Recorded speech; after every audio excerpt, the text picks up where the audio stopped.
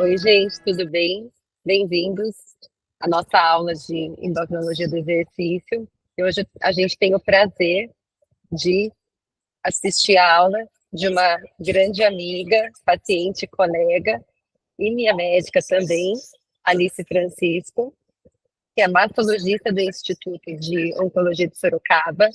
Também, além de ginecologista e mastologista, ela tem mestrado em mastologia pela USP, membro da Comissão de Projetos Sociais da Sociedade Brasileira de Mastologia e também está fazendo especialização em exercício oncológico pelo Memorial Sloan Kettering Cancer Center, em Nova York.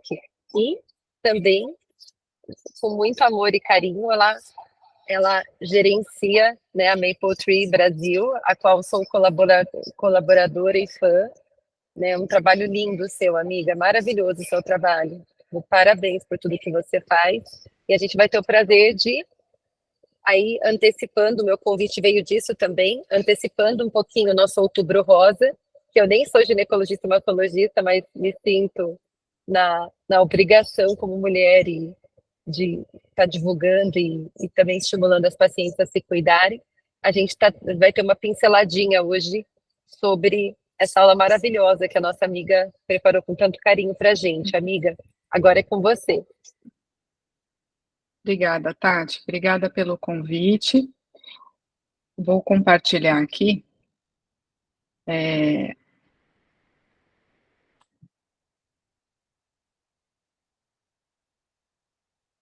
Vocês me confirmam aí se deu certo, por favor, porque eu não consigo ver mais. Tudo certo. Tudo certo. Bom, o convite de vocês foi para a gente conversar sobre o exercício físico no câncer de mama. Então, é importante falar sobre o exercício na prevenção e no tratamento do câncer. Muito do que eu vou falar aqui se aplica a diversos tipos de câncer, praticamente tudo que eu vou falar. Mas, como eu sou mastologista, está chegando Outubro Rosa, vamos puxar para esse lado, então, com os dados de câncer de mama. Bom, eu não tenho conflito de interesse para essa apresentação, a não ser que eu sou uma pessoa que aderiu ao esporte, principalmente depois de ter sido uma paciente oncológica, e até por isso a inspiração de estudar sobre os efeitos do exercício na oncologia. Sobre o câncer de mama, acho que todo mundo aqui já deve ter lido alguma vez, que é o câncer mais comum entre as mulheres no mundo todo. Hoje em dia, a incidência de câncer de mama e de câncer de pulmão, que é o mais prevalente no mundo todo, é muito parecida, né? Quando a gente traz esse dado para as mulheres, o câncer de mama é extremamente maior em quantidade. Quase 25% dos casos de câncer de mama são em mulheres, de casos de câncer em mulheres são de mama, né? No Brasil, a gente tem uma estatística muito parecida, aí 30% dos casos de câncer de mama, mas os números são muito grandes. São mais de 70 mil casos novos todos os anos. Então, não é um dado não significativo, não é uma neoplasia não significativa. Todo mundo aqui conhece alguém que teve câncer de mama, e que precisa ter um acompanhamento adequado, porque as taxas de cura também são cada vez maiores, né? Vamos lembrar que não só o câncer de mama, mas como a maioria das neoplasias, a gente pode considerar um problema de saúde pública. A gente tem 60% de diagnósticos avançados, é a segunda causa de morte em mulheres ainda. A gente depende de política pública para que o tratamento funcione. É um tratamento complexo, é um impacto socioeconômico gigantesco, e 1/3 desses tumores a gente poderia prevenir com cuidados no estilo de vida, que é isso que a gente vai falar aqui. O câncer, como eu já disse para vocês, é uma doença de alta incidência, de alta prevalência, mas também de alta morbidade, seja por conta dos tratamentos, seja por doença metastática. A gente tem um índice de cura cada vez maior, graças aos avanços ao tratamento, inclusive na doença metastática relacionada ao câncer de mama. Cada vez mais a gente vê mulheres vivendo mais tempo, e a gente precisa oferecer qualidade de vida para essas mulheres, pensando em todos os efeitos colaterais que elas podem ter. Efeitos físicos, efeitos psicológicos, por que não dizer os financeiros também? E Diante de todos esses efeitos colaterais que o tratamento oncológico pode trazer, uma das medidas que nós podemos lançar mão para reabilitação e para reduzir o impacto desses efeitos, certamente é o exercício.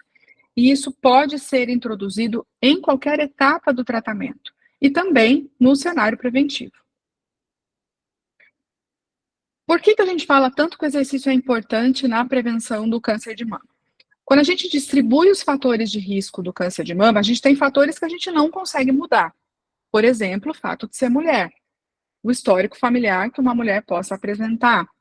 A idade da mulher em si é um fator de risco, apesar da gente saber que não existe mais uma idade impossível da doença acontecer, infelizmente, cada vez mais mulheres mais jovens, mas algumas coisas a gente não consegue mudar, né? A idade de menarca, de menopausa, a paridade dessa mulher, se ela teve uma exposição à radiação. Então, algumas coisas a gente não consegue mudar, mas existem coisas que a gente consegue mudar. E dentre os fatores de risco modificáveis para o câncer de mama, o principal é a obesidade. A obesidade, casadinha com o sedentarismo, é o combo aí que aumenta o risco significativamente de câncer de mama e que a gente precisa trabalhar com atividade física e também alimentação adequada, tá? Para o câncer de mama, o tabagismo não tem um impacto tão grande, o impacto maior é com relação ao etilismo. Algo que, assim, eu quero só deixar a semente aqui para uma outra conversa, é sobre o uso de hormônios. Quando a gente fala na reposição hormonal convencional, que a gente já tem conhecimento lá da literatura, a gente sabe que a elevação de risco de câncer de mama é pequena, em muitos cenários menor do que o risco que a obesidade oferece. Mas a gente está vivendo um momento em que a gente não sabe exatamente o que está acontecendo na reposição hormonal daquela mulher, né? A gente não tem noção em longo prazo de qual é o risco com o uso desses implantes todos, dessa loucura de doses absurdas de hormônio. Então, a gente não sabe o que isso vai dar. Então, o uso de hormônios de forma segura, acompanhada pelo ginecologista, dentro daquilo que já existe, tem um aumento de risco pequeno, mas tem muita coisa aí que a gente não sabe nem o que pode acontecer, porque ainda não tem estudo suficiente para isso. Na prevenção, por que o exercício é importante? Acabamos de falar, a obesidade é um fator de risco importante, então o controle de peso, a perda de massa gorda, a melhora do perfil metabólico hormonal ajudam a reduzir o risco de câncer de mama. Além disso, existe a questão do meio anti-inflamatório, reduzir as citocinas inflamatórias, melhorar o sistema imune de forma ao nosso sistema mesmo conseguir reconhecer e até mesmo eliminar o crescimento de tumores. As pesquisas mostram que o exercício isoladamente para a prevenção de câncer de mama tem efeito em até redução de risco de 25%. Claro que quando se associa com outras questões relacionadas ao estilo de vida, essa redução pode ser ainda mais significativa, e a grande maioria das pesquisas fala a respeito dos fatores imunológicos, interferindo na redução de crescimento tumoral e também na redução de disseminação. Nesse ponto do mecanismo imune, ele é basicamente o mesmo se a gente pensar tanto para a prevenção do câncer de mama, quanto para a redução de risco de doença metastática. Então, esse impacto funcionaria pela mesma via. Mecanismos imunes, muita coisa a gente ainda não sabe, a gente ainda não conhece, mas é o que mais se vê como tendência de ser a razão do exercício ter um efeito tão poderoso contra o câncer de mama, tá? Quando a gente associa com outras doenças endócrinas, a gente vai olhar, por exemplo, diabetes, a gente vê muitos fatores de risco comuns, que a gente já falou aqui: idade, sexo, questão genética, obesidade, o sedentarismo. Então, se postula que o diabetes também possa ser um fator de risco, então o controle glicêmico, o controle dos outros fatores ajudaria na redução do risco de câncer de mama. É claro que não é um estereótipo, né, a mulher com diabetes obrigatoriamente ter alguma coisa, mas sim é um sinal de alerta quando vem a rotina com o mastologista. A obesidade, claro, vocês sabem isso muito melhor do que eu, pela ação nos hormônios, pelo acúmulo de hormônios na gordura periférica e também pelas citocinas inflamatórias, elas favorecem a iniciação, a progressão tumoral e também a resistência a drogas. Tá? Então, é extremamente importante oferecer para essas mulheres o controle da obesidade, né? A redução da obesidade. E já falei. Bom, então, falando aí nos modelos que seriam marcadores de risco, né, para atividade física, o principal para a gente, pensando no câncer de mama, seria reduzir o índice de massa corpórea, reduzir a gordura abdominal. Isso sim é o que a gente consegue demonstrar impacto para a redução do risco de câncer de mama através da redução dos níveis hormonais, ou do melhor perfil hormonal dessa mulher, tá? Secundariamente, claro, a gente aumentando a atividade física, a gente vai observar também a questão imunológica, mas a grande evidência, assim, o que mais seria importante hoje, reduzir a gordura abdominal para melhorar o perfil hormonal dessa mulher, tá? E qual que é o benefício, né? Eu trouxe aqui alguns artigos aí mais interessantes. Então, esse aqui da Christine Friedenreich, avaliando 400 mulheres na pós-menopausa, todas sedentárias, foram avaliadas por 3 anos, com uma intervenção de 5 dias na semana de atividade aeróbica.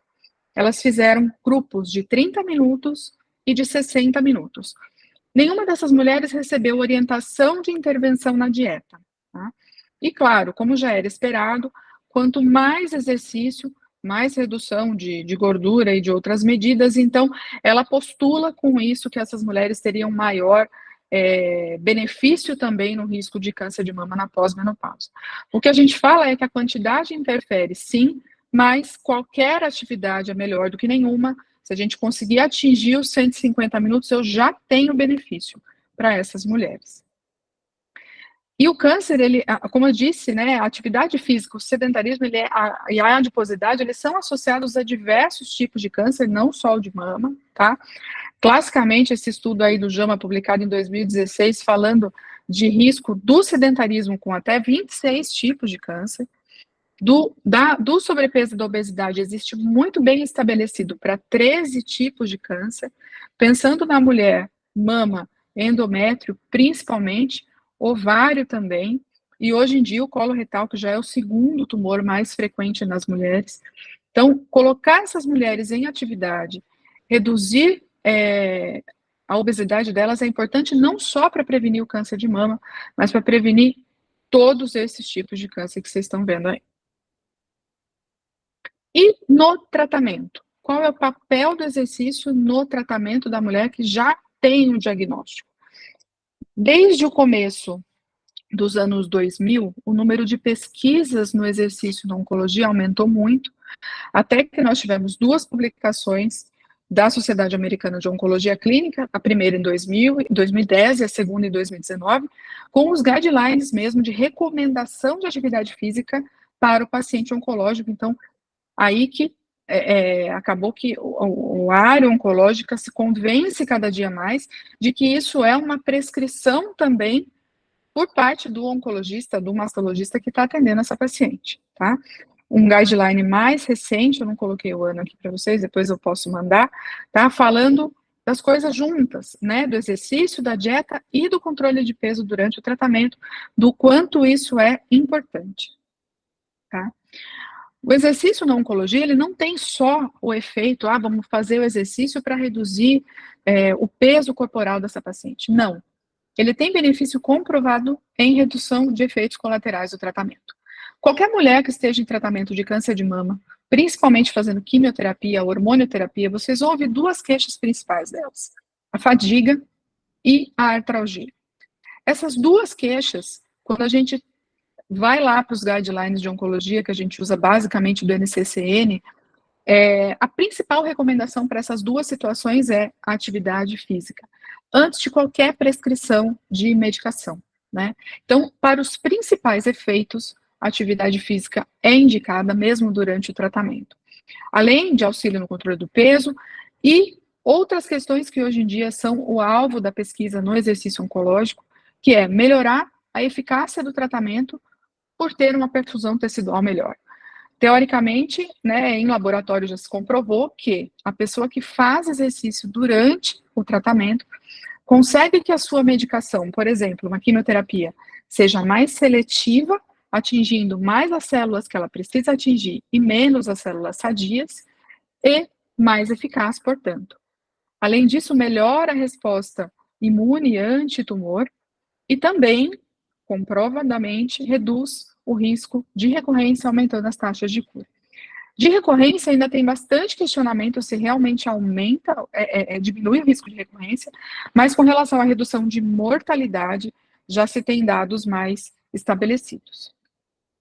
Como eu já falei para vocês, tratar a obesidade ela é parte do tratamento oncológico. É claro que o mastologista, oncologista deve fazer isso com o suporte do endócrino, do nutrólogo, da nutricionista. Por quê? Mais de 80% das pacientes de câncer de mama ganham peso durante o tratamento, seja pela medicação, seja por uso de corticoterapia na quimioterapia, seja pela inatividade maior que elas acabam tendo, né? Mas o ganho de peso, ele é um indicativo de pior prognóstico. Cada 10% do meu peso que eu ganho, eu aumento o risco de morte em 12% nessa mulher. Então, não existe mais a gente dissociar essa orientação durante o tratamento, tá? Então, aqui para vocês verem, um estudo com 1.340 mulheres, todas com diagnóstico de câncer de mama, e elas seguiam a recomendação do Colégio Americano de Medicina Esportiva, tanto antes quanto um ano depois do diagnóstico. Essas mulheres apresentaram, para aquelas que já faziam exercício, ou nesse primeiro ano fizeram, um risco de recidiva 41% menor, e quase 50% menor o risco de morte.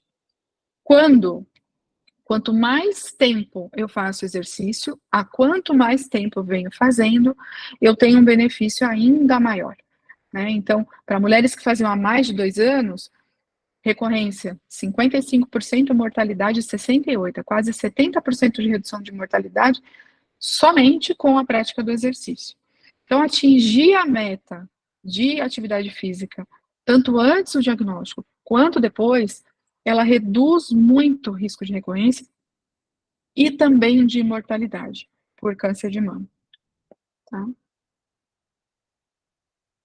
Então, os efeitos uma outra coisa que é importante a gente falar é um efeito colateral que ele costumava ser muito negligenciado, mas que a gente tem visto mais estudos e publicações a respeito, que é a questão cognitiva, tá? Muitas mulheres, ao fazerem a quimioterapia, não só mulheres, né, pacientes em tratamento oncológico, elas têm o que a gente fala do brain chemo, né, que elas ficam com alterações do nível cognitivo mesmo, né? Então, o exercício também traz benefício nisso. Os programas que têm mais intensidade mostram os melhores efeitos. Ainda precisamos de pesquisa com outras intensidades e com outros tipos de exercício, mas o desempenho cognitivo melhora muito. Por que é tão importante a gente falar de desempenho cognitivo? Porque cada vez mais a gente vê pessoas mais jovens com câncer. A gente vê pessoas em idade de trabalho, de cuidar de filhos, de fazer a sua rotina, e essa questão cognitiva é especialmente uma queixa muito comum nesse grupo de pessoas, né? Então, se a gente tem, ainda bem, uma sobrevida cada vez maior, tratamentos melhores, a gente consegue oferecer isso, a questão cognitiva precisa ser pensada, precisa ser avaliada, e existe um benefício significativo com o exercício, principalmente com o exercício aeróbico para a questão cognitiva, tá? Então, pensando no câncer de mama, né? O exercício ele reduz a recorrência, a mortalidade e também a mortalidade global, pensando em outras doenças associadas. Na recorrência, a gente tem estudo falando até 35%, 40%, aquele que eu mostrei para vocês agora há pouco, com níveis ainda maiores de redução. A mortalidade, em média, 28% a 44%, e a mortalidade por todas as causas, até 50%, no paciente que tem um diagnóstico de câncer, tá? Os mecanismos são inúmeros, a gente não conhece todos, mas independentemente do mecanismo que a gente pense, a gente vai trazer benefício para essa pessoa, independente do momento em que ela inicia a atividade física. Ah, estou com câncer, nunca fiz. Você deve começar, porque mesmo assim vai haver algum benefício. A redução do risco, pensando na prevenção, ela é mais significativa para alguns tipos de tumor, câncer de mama, colo retal e mesmo endométrio para as mulheres, tá? Mas a redução, que eu acho que é mais importante ainda a gente falar, é do risco de morte e recorrência para mulheres com câncer de mama, por exemplo. Tá? Mas por que eu estou falando que é importante a gente falar? Porque, infelizmente, ainda não são todos os colegas, principalmente na área oncológica, que vão falar para a paciente que ela precisa fazer exercício. E são vários estudos falando que um dos grandes pesos na decisão dessa pessoa iniciar o exercício durante o seu tratamento é sim a prescrição do médico. Então, é claro que o médico vai orientar que essa pessoa procure uma atividade, procure um profissional de educação física para acompanhá-la, mas se a gente não falar, elas vão presumir que elas não podem fazer, né? Então é importante falar sobre isso, é importante que isso seja parte da nossa prescrição, da nossa rotina, porque se a gente não falar, elas não vão fazer, né? E para nós que estamos atendendo pacientes na rotina, tanto vocês que estão atendendo na rotina, como eu que também recebo pacientes para conduta preventiva, é importante falar do exercício como prevenção também. Mas com a quantidade de pessoas com algum diagnóstico oncológico, a gente precisa falar da importância dele se exercitar e que isso é uma prescrição. Da mesma forma como um paciente com pressão alta toma um antihipertensivo todos os dias, o exercício é um remédio para essas pessoas e tem que fazer parte do seu tratamento, tá? E aqui, só para vocês entenderem essa história maluca, eu decidi estudar sobre exercício na oncologia depois que eu tive um tumor na tireoide, um pouco atípico, né, Tati?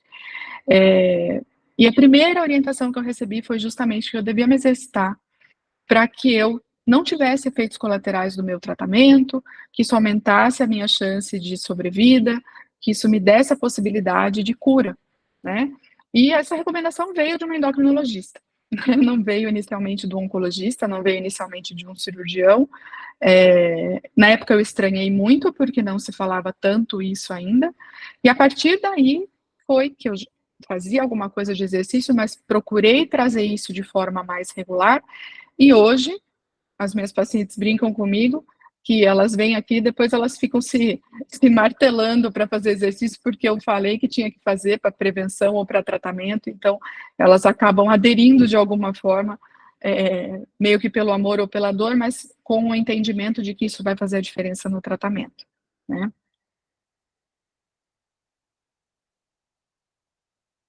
Passei uma a mais aqui. Bom, o exercício, o controle de peso e a alimentação, eles são parte do plano de tratamento oncológico e também na prevenção do câncer. Então, tem que existir essa parceria entre as nossas especialidades nesse cuidado, né? As mudanças de estilo de vida em qualquer momento da vida dessa pessoa vão diminuir a incidência, vão melhorar a qualidade de vida, mas, olhando aqui para a maioria das mulheres que eu atendo todos os dias, ela vai reduzir a recorrência e a mortalidade por câncer. Isso é o que a gente quer, né? Não adianta eu só fazer o tratamento correto do ponto de vista oncológico se ela não cuidar do seu estilo de vida, que é um peso muito grande hoje em dia para o câncer de mama. O médico, nós médicos, temos que incentivar essa mudança do estilo de vida. E eu não estou falando tanto isso por vocês, mas sim pelo pessoal da onco, porque ainda enfrentamos pessoas que não querem que os pacientes se exercitem, e a gente sabe que isso hoje é uma prescrição, né? Se alguma pessoa te perguntar se ela pode fazer exercício durante o tratamento, a resposta não tem que ser pode, tem que ser deve, por causa dos benefícios, principalmente em efeitos colaterais. Qual é o melhor exercício para quem está em tratamento oncológico? Aquele que a pessoa consiga fazer. O cenário ideal é a gente associar exercício resistido com exercício aeróbico, com alongamento, com exercícios visando o equilíbrio, né? Mas se eu não tenho como fazer tudo isso, o que eu posso fazer é fazer uma caminhada todos os dias de 10 minutos acompanhada de alguém da minha família. Faça. Eu posso fazer uma academia 2 vezes por semana, 3 vezes por semana. Faça o que você puder, só não deixe de fazer. Eu costumo dizer às minhas pacientes que qualquer exercício é melhor do que não fazer exercício. Então, por favor, faça, porque isso vai aumentar a chance do tratamento ser efetivo, tá? A Tati já falou no começo, mas eu quero convidar todos para conhecerem um pouquinho do trabalho da Maple Tree Brasil, que é uma organização que atende pessoas em tratamento de câncer para realizar atividade física supervisionada, tá? Atuamos em 2 cidades, em breve, quem sabe, mais algumas, mas nosso foco é trazer qualidade de vida a quem está enfrentando o câncer com exercício. E a partir do ano que vem, a gente vai ter também uma formação em exercício físico na oncologia para profissionais de educação física, que infelizmente é um problema que a gente encontra, de insegurança dos profissionais para atuar com essa população, e a partir do ano que vem a gente vai conseguir melhorar isso com a renda revertida ainda para a manutenção do atendimento da entidade. Obrigada, estou à disposição de vocês para perguntas.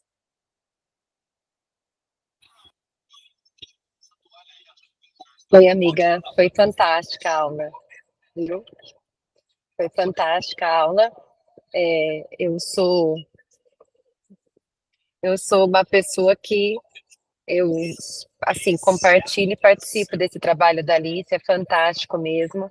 Ela consegue, assim, movimentar Sorocaba, assim, para conseguir manter essa instituição, porque gasta, né, amiga? Custa, né? Você tem que manter, mesmo com o trabalho voluntário de muita gente, é um trabalho difícil, de formiguinha, e ela conta apenas com algumas, né, amiga, com alguns eventos, com pessoas que acabam participando e ajudando, justamente porque a gente sabe da importância que a atividade física tem, tanto na prevenção quanto no tratamento também de câncer, de todos os tipos de câncer, e a gente aqui focando no câncer de mama. A gente não vai citar nomes aqui, mas eu tenho pacientes em comum com a Alice, inclusive jovens, né, amiga, que ganharam bastante peso aí durante o tratamento, histórias pesadas, e a gente sabe o medo que a família tem da paciente praticar atividade física, o medo que ela fica de isso ser prejudicial, e a gente falando sempre a linguagem contrária da importância da atividade física, tanto para evitar fadiga, dores, igual ela está falando, e também ajudar a combater esse ganho de peso. Então, parabéns. Eu vou deixar o Marcos falar, porque ele e a Adri, né, são educadores físicos, então eu acho que eles vão colaborar muito aí, e eu tô aqui ouvindo, depois eu volto a falar. Um beijo. Obrigado, Tati. Obrigado, Alice. Nossa, maravilhosa sua aula. Muito boa explanação, didática, incrível. Alice, eu tenho uma dúvida em relação à questão, se você puder compartilhar com a gente, se existe algum guideline, alguma diretriz que fala sobre intensidade, frequência, duração, volume de treino, adequado para o tratamento, não somente do câncer de mama, né, mas para o câncer em geral, se existe algum tipo de prescrição nesse sentido. Uhum. Tem alguns guidelines, eu posso até levantar e te passar depois. De forma geral, o que a gente faz? O paciente oncológico que não está fazendo quimioterapia, ele pode fazer o habitual para qualquer outro paciente, tá? Para qualquer outra pessoa. Para a pessoa que está fazendo quimioterapia, a gente precisa ter um controle melhor da frequência cardíaca durante o exercício, porque existe muita droga cardiotóxica. Então, a gente acaba trabalhando numa intensidade menor por algumas semanas, e depois aumentando progressivamente para que ele consiga atingir melhor essa sua frequência cardíaca. Aqui na Maple Tree, pra você ter ideia, quando o paciente começa o protocolo com a gente e está em quimioterapia, a gente começa a trabalhar com 30% a 40% no máximo da frequência cardíaca máxima, tá? E isso tem que ser o ideal é que esse paciente seja monitorizado durante a prática, né? Então, não precisa ficar monitorizado o tempo todo, mas terminou uma sequência de exercício, faz o controle da frequência para poder ver se está certinho, né? Existem alguns guidelines, sim, mas quem não está fazendo químio pode fazer qualquer um que seja ajustado para a sua idade, né? O que a gente tem um guideline que é muito interessante é para a doença metastática óssea, tá? Que é algo muito legal de vocês darem uma olhada. Eu devo ter aqui também, posso mandar para vocês depois, falando justamente disso, da intensidade, da questão de impacto, que é uma dúvida muito grande, né? Porque a priori a pessoa pode fazer qualquer um, não tem restrição. Mas o único cuidado com a frequência é realmente no período de quimioterapia. Maravilha. Obrigado. Adri, você. Parabéns, Alice. Super aula. Um pouco do que eu tinha dúvida, acho que você já respondeu agora, mas só para enfatizar, você falou que os exercícios intensos dão um maior resultado quando ele já está em tratamento, né? De acordo com os estudos. E para prevenção, tem alguma diretriz de moderado, intenso, ou segue a diretriz de pessoas? Não, segue a diretriz de pessoas sem diagnóstico. Na verdade, o que existe são alguns estudos aí do grupo da Christine Friedenreich que viram a quantidade, não de intensidade, mas em número de quantidade de minutos, né? Então, quanto mais, teria mais benefício na prevenção, né? Mas não de obrigatoriamente da intensidade. A gente tem bastante estudo na oncologia com os treinamentos HIIT, né? De alta intensidade, e tem resultados bastante interessantes, viu? Bastante interessante. Eu acho que talvez seja uma tendência para daqui a alguns anos, mas agora ainda não é, né? Mas eu acho que a gente vai ter alguma coisa direcionada nisso, sim, pelo que tem de resultado. E uma colocação, que essa aula é gravada, eu acho importante. Eu tenho um caso na família também, e eu acho que mais do que falar, a gente fala muito isso no ambulatório, o médico tem que escrever. Porque, por exemplo, quando a gente saiu do consultório, né, a pessoa que recebeu a notícia que estava, ela falou, eu falei, você vai fazer exercício agora, né? Ela falou, não, agora eu não posso. Aí eu falei, mas o médico falou. Ela falou, eu não lembro, é muita informação, a pessoa fica atordoada do que recebeu, e aí o exercício, principalmente para quem não gosta e não faz, ela não vai registrar que o médico falou. Então é muito importante escrever mesmo, como se prescreve um medicamento, né? Prescrever ou fazer exercício, não o exercício, porque quem vai fazer isso depois é um profissional, mas é fundamental essa prescrição escrita do médico. E eu acho que, assim, é o fato também dela se sentir mais segura de que realmente o médico mandou fazer, não que ela não ouviu, né, mas que está ali no papel, ela tem que fazer um exame, ela tem que tomar um remédio e ela tem que fazer exercício, está escrito no papel, parece que dá um peso diferente, não sei, é a sensação que eu tenho.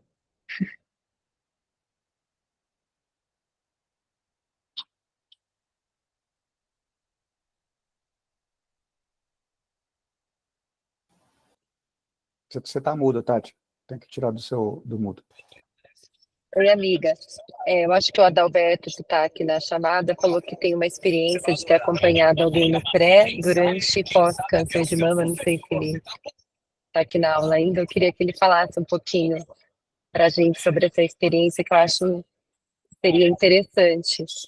Até para você ouvir aí um outro prisma que não seja o da Maple. O Adalberto não quer falar?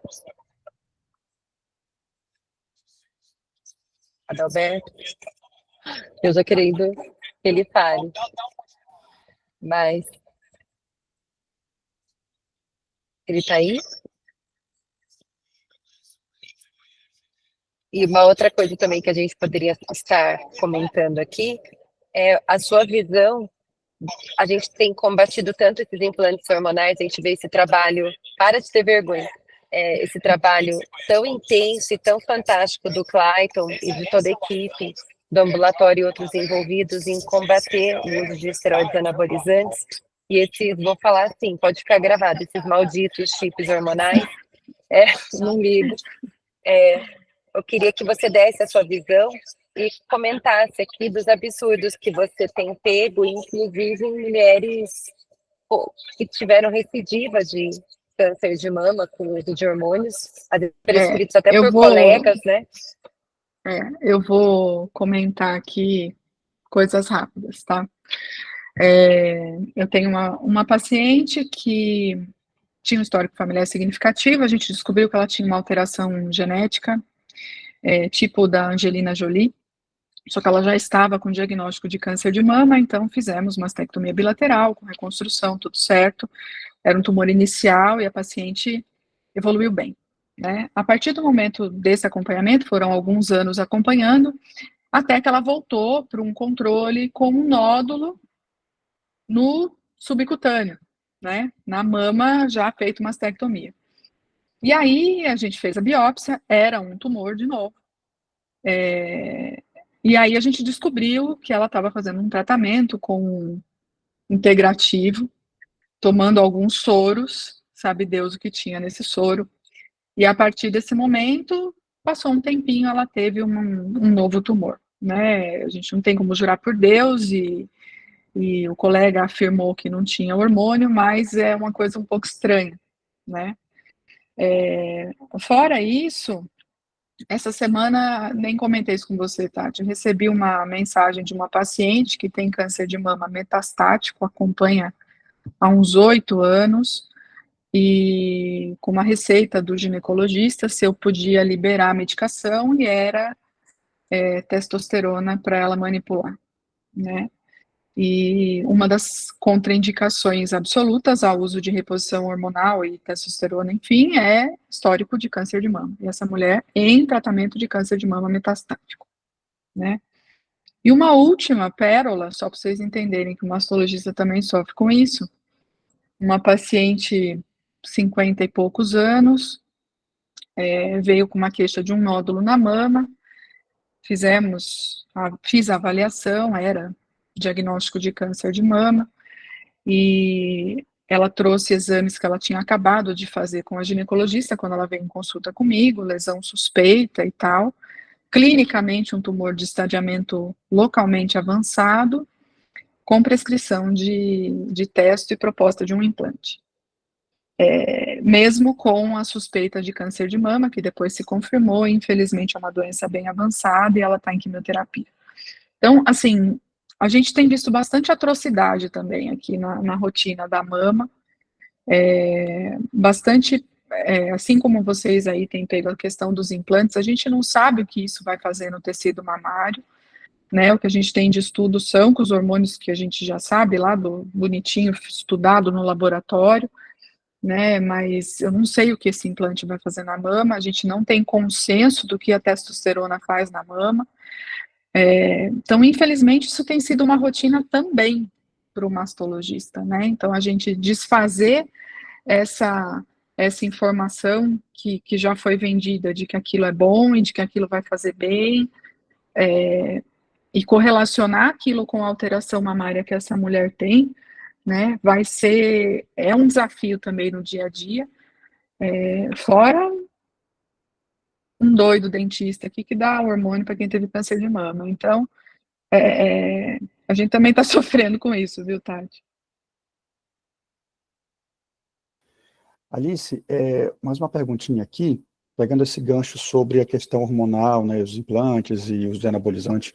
Recentemente a gente gravou um vídeo lá no ambulatório com o Clayton e com o Cris, que era até provocativo o título, né? Falava sobre quando prescrever testosterona em mulheres, né? Então a gente colocou esse título para estimular o pessoal a ver, que era a síndrome do hipodesejo sexual e tal, enfim. E aí eu queria colocar essa pergunta para você aqui, até por estar gravado, por ser uma aula didática, se existe alguma indicação sobre o uso de algum tipo de hormônio, terapia hormonal, em pacientes que estão em tratamento com câncer. Eu acho interessante a gente pontuar mesmo, né? Não tem. Câncer de mama, inclusive, é proscrito, né? Contraindicação absoluta, essa mulher usar terapia pensando na menopausa. Como eu disse, testosterona não se tem consenso dos efeitos, então, por enquanto, o posicionamento é de que é contraindicada também. Ela não tem indicação nenhuma, nunca, tá? A única coisa é assim, né? A mulher tá com sintomas de menopausa e tratou câncer de mama. A gente vai ter que abordar os sintomas, né? Fazer o tratamento dos sintomas, fitoterápico, antidepressivo, todas as armas que a gente tem nesse sentido, né, questões de trofismo vaginal com laser vaginal, hidratantes, etc., porque é o que dá para fazer, né? A gente não tem segurança para fazer o uso de hormônio nessas mulheres. Independente, importante falar, independente de ser tumor que seja receptor hormonal positivo ou receptor hormonal negativo. Porque muitas vezes o questionamento é, mas o meu tumor não é hormonal, mas eu não sei o que vai acontecer se você tomar, né? A gente não tem essa segurança. Então, independente do status do tumor, receptor hormonal positivo ou negativo, é contraindicado. Excelente. Eu falo isso também porque a Andrea, não a Andrea, nossa Andrea, mas que já deu aula aqui no ambulatório, ela é do Einstein, e ela estava com uma paciente que tinha colocado 20 chips da beleza e teve diagnóstico de câncer e não tinha como tirar, e, enfim, Não tem. tava uma loucura isso aí. Não tem, tem que rezar e esperar acabar o efeito, porque não dá para tirar. Não dá para tirar. E é complicado porque às vezes elas nem querem tirar, né? É difícil você convencê-las de parar qualquer tipo de hormônio, mesmo com o diagnóstico. Então, realmente a gente precisa falar que é contraindicado, que não pode tomar, né? Então é bem desafiador isso daí, viu, pra gente. Vai, tá. Oi, amiga. Deixa eu fazer uma pergunta aí, vou colocar. Isso eu acho que é extremamente importante a gente gravar hoje. E quanto à creatina e whey, você tem alguma contraindicação para quem está em tratamento Não, ou depois? Não, né? É isso? não tem. Existe umas teorias da conspiração aí que apareceram com relação à creatina, que ela poderia induzir crescimento tumoral, mas assim, não ficou nada comprovado, e principalmente para mama não tem nada comprovado. Então, eu acho que, assim, as pacientes que me perguntam aqui no consultório, e quando a gente tem essas conversas, eu libero para usar. Né? Eu acho que você deve fazer, claro, com orientação, com acompanhamento. Eu certamente não sou a melhor pessoa para te orientar disso, mas não vejo contraindicação. Pelo contrário, muitas que estão em tratamento e estão acompanhando com a nutricionista, por exemplo, né, ou mesmo com o nutrólogo, eles já prescrevem durante o tratamento, justamente para a gente ajudar, né, na massa magra, né, na musculatura.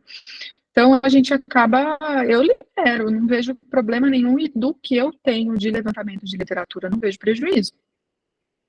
Não, eu falei isso porque é igual você mesmo já compartilha comigo, né? A internet, o Instagram, YouTube, TikTok. Hoje em dia é tanta desinformação que a pessoa pode tomar cúrcuma, ora Pronobis, coenzima Q10, o escambau A4, mas a creatina de 3 gramas, 2, 3 gramas é que vai causar problema. Então, a gente. E quando na verdade essas mandracarias aí fitoterápicas, é aí que a gente tem que tomar cuidado, porque alguns deles podem sim interagir com o metabolismo dos quimioterápicos e das hormonioterapias e reduzir o efeito. Né? Então, vamos lembrar, por exemplo, o tamoxifeno é metabolizado pelo fígado, naquela via que todo mundo já ouviu falar uma vez na vida, que é o CYP2D6. Qualquer droga que você dê que seja o mesmo metabolismo, ela pode, tomadas as devidas proporções, competir com isso e reduzir o efeito do tamoxifeno. Por exemplo, quantas vezes você não pode ter visto uma mulher tratando de câncer de mama e tomando fluoxetina? Fluoxetina vai reduzir o efeito. Né? Então a gente tem que tomar muito cuidado de achar que ela está usando uma coisa, entre aspas, natural, que vai ser inofensiva, e na verdade, às vezes não é bem assim. Né? Muitos desses fitoterápicos, dessas coisas naturais, interferem sim no metabolismo e reduzem a eficácia do tratamento oncológico. Então tem que tomar muito cuidado com isso. Com certeza, amiga. Foi bom a gente falar sobre isso. E assim, infelizmente, eles acham que é natural, que faz bem, que vai auxiliar os nossos amigos.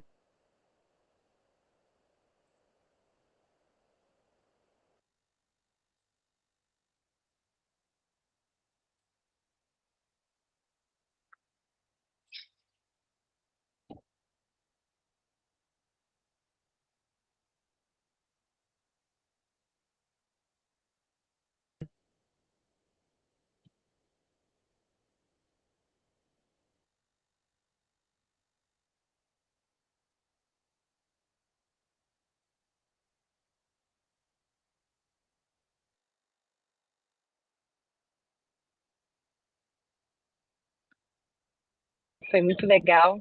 Eu vi que a Tati está aqui também, né, Tati? O Parmigiano está aqui na aula, fico honrada de você estar aqui, Tati.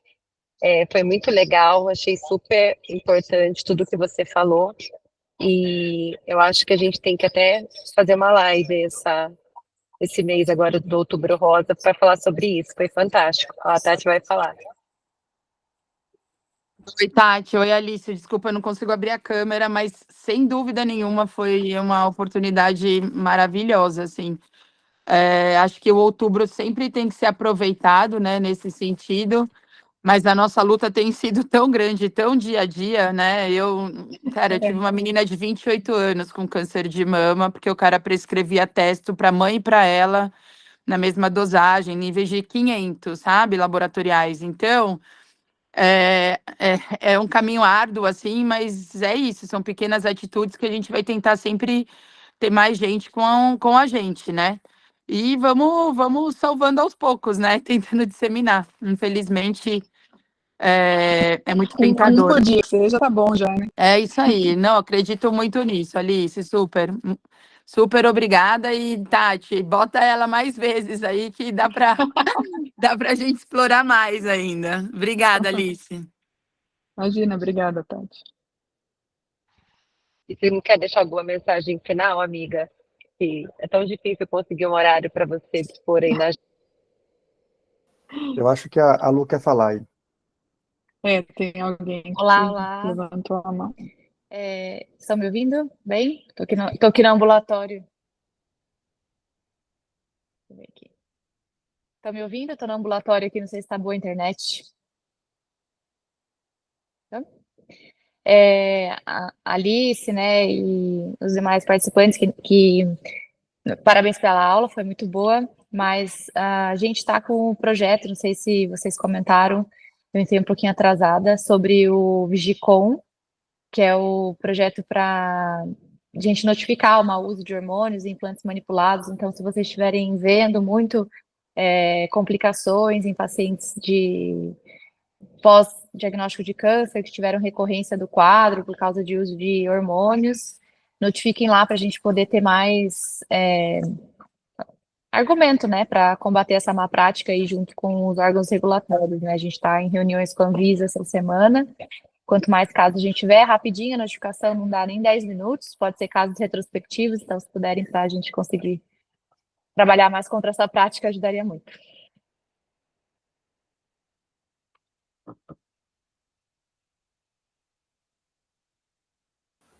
Maravilha. Alguém tem mais alguma pergunta, pessoal? A gente pode liberar a Alice aí. Maravilha. Alice, mais uma vez, obrigado, viu? Pelo seu tempo, pela sua didática, pela sua aula. Obrigado mesmo. Imagina, eu que agradeço, gente. Contem sempre comigo aqui. Obrigada, amiga. Beijo. Beijo, gente. Tchau. Até daqui a Beijo. pouco no ambulatório. Tchau.